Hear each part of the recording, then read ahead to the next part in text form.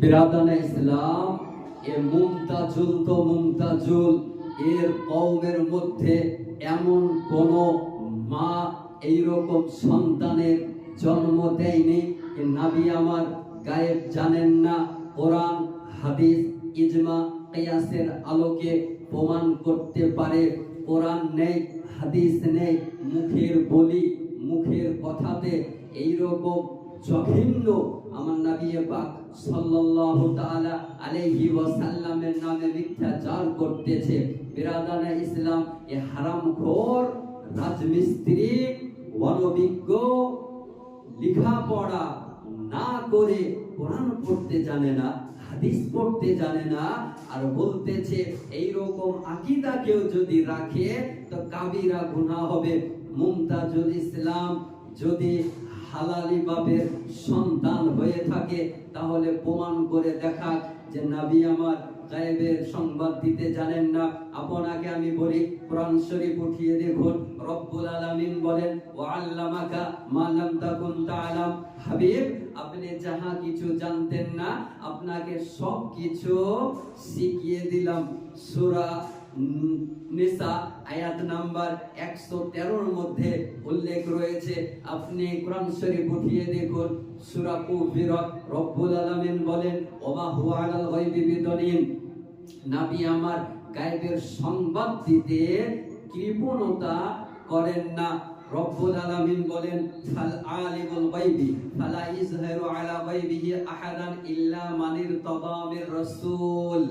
অর্থাৎ গায়েবের জ্ঞান তো তার গায়েব সম্পর্কে কাউকে অবগত করেন না নিজের পছন্দনীয় রাসূল ছাড়া।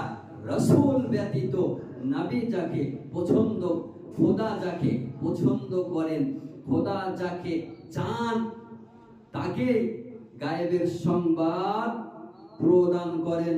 সূরা জিন আয়াত নাম্বার 26-27 এর মধ্যে উল্লেখ রয়েছে। তাহলে বলুন মুসলমান, এই রকম আনপাট গাওয়ার মুমতাজুল অনভিজ্ঞ জ্ঞানপাপী কোরআন না পড়ে, হাদিস না পড়ে আজকে নবীর বিপক্ষে বলতেছে। আপনাকে আমি বলি, আপনি উঠিয়ে দেখুন কোরআন, এই রকম হাদিস মুমতাজুল তো মুমতাজুল, এদের যত ওহাবি, দেওবন্দি, লামাযহাবি, গায়র মুকাল্লিদ রয়েছে, আহলুস সুন্নাহ ওয়াল জামাতের নিকটে এত দলিল রয়েছে যে এরকম ওহাবিদেরকে 10 বার দাফন করে দেওয়া হবে। বিরাদানে ইসলাম, আপনি উঠিয়ে দেখুন বুখারী শরীফ 2য় খণ্ড কিতাবুল মাগাজি অধ্যায়ে গাজওয়ায়ে খাইবার পৃষ্ঠা নাম্বার 605 এবং 606 এর মধ্যে নবী আমার খবর দিয়েছেন কে কোথায় মারা যাবে, কে কোথায় মারা যাবে, কখন বৃষ্টি হবে, মায়ের পেটে কি আছে, এ সংবাদ নবী আমার দিয়েছেন। কিন্তু বলুন মুসলমান, এই রকম অনভিজ্ঞ বক্তব্য শোনা শরীয়তের বিধান অনুযায়ী হারাম, শোনা যাবে না, যাবে না, যাবে না। আরেকটি হাদিস উঠিয়ে দেখুন বুখারী শরীফ 1ম খণ্ড পৃষ্ঠা নাম্বার 59 এর মধ্যে উল্লেখ রয়েছে যে নবী আমার গায়েবের সংবাদদাতা।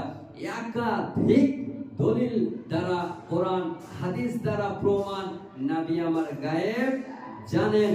মুমতাজুল যদি হালালি বাবের সন্তান হয়ে থাকে, হারামজাদা না হয়ে থাকে, ওয়ালাদু জিনা না হয়ে থাকে, তাহলে কোরআন হাদিস দেখিয়ে নবী আমার গায়েব জানেন না প্রমাণ করুক।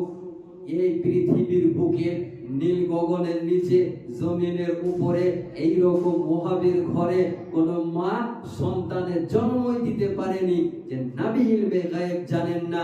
এটা অতীতে প্রমাণ করা সম্ভব হয়নি, বর্তমানও হচ্ছে না, ভবিষ্যতেও কসম খোদার হবে না, হবে না, হবে না।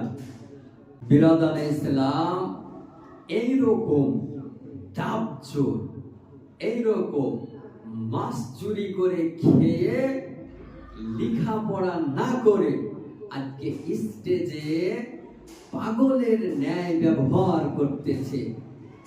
ভাবতে অবাক লাগে। পড়ার জীবনে মাদ্রাসা ডাব চুরি করে খেয়েছে, বর্তমান সময়ে মানুষের ঈমান নষ্ট করতেছে। এই অনভিজ্ঞ কারি ইয়াসিন এই মৌলভী নয়, মুফতি নয়, হাফেজ নয়, কারি গায়ের আলিম को तकरीर करना হারাম है। বিনা আলিম ব্যতীত অন্য কারো ওয়াজ করা হলো হারাম। তাহলে বলুন মুসলমান, এইরকম অনভিজ্ঞ জাহিলুল মুরাক্কাব জ্ঞান পাপী পড়ালেখা না করে আজকে স্টেজে নবীর ব্যঙ্গ করতেছে, নবীর বিপক্ষে কথা বলতেছে।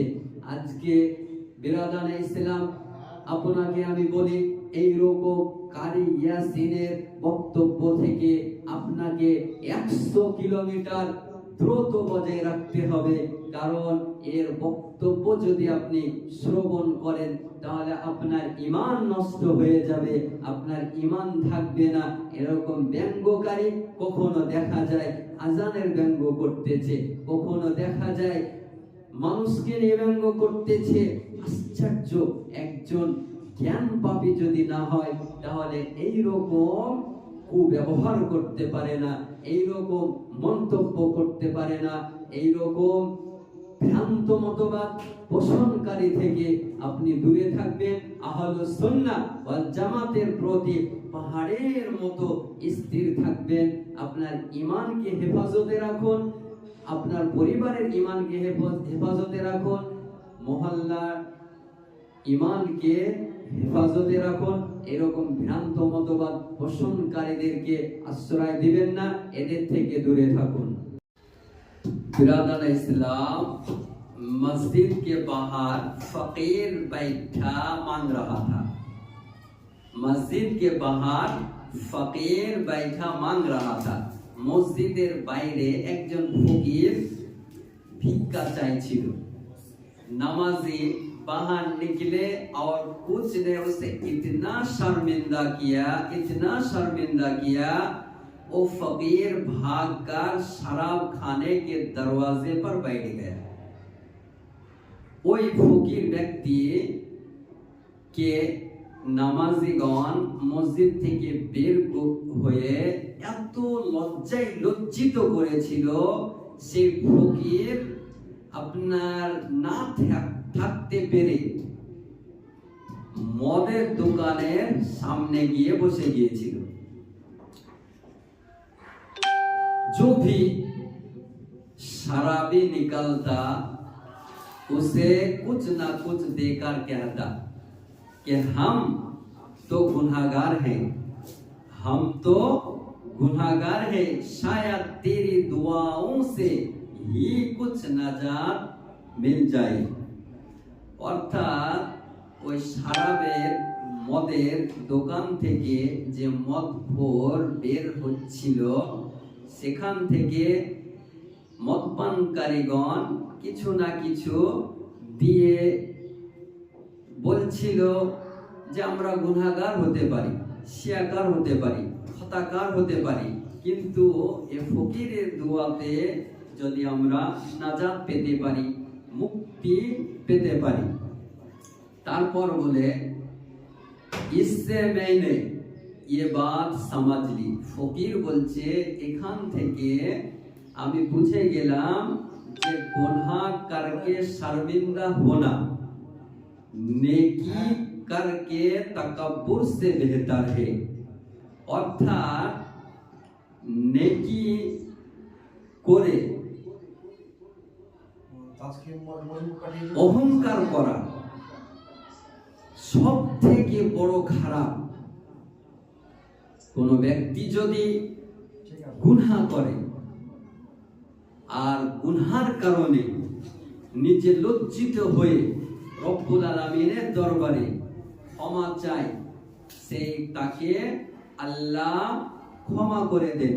কিন্তু মুসলমান মনে রাখবেন, নামাজ পড়ার পর, রোজা রাখার পর, হজ করার পর আজকে আমরা অহংকারে ডুবে মরছি।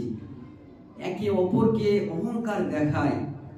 তো এই ফকিরের ভিক্ষুকের কথা থেকে দিবালোকের ন্যায় প্রমাণ হয় যে গুনাহ করে লজ্জিত হলে রব্বুল আলামিন ক্ষমা করে দেন, কিন্তু নেকি করার পর অহংকার করলে সেটার কোনো ক্ষমা হয় না।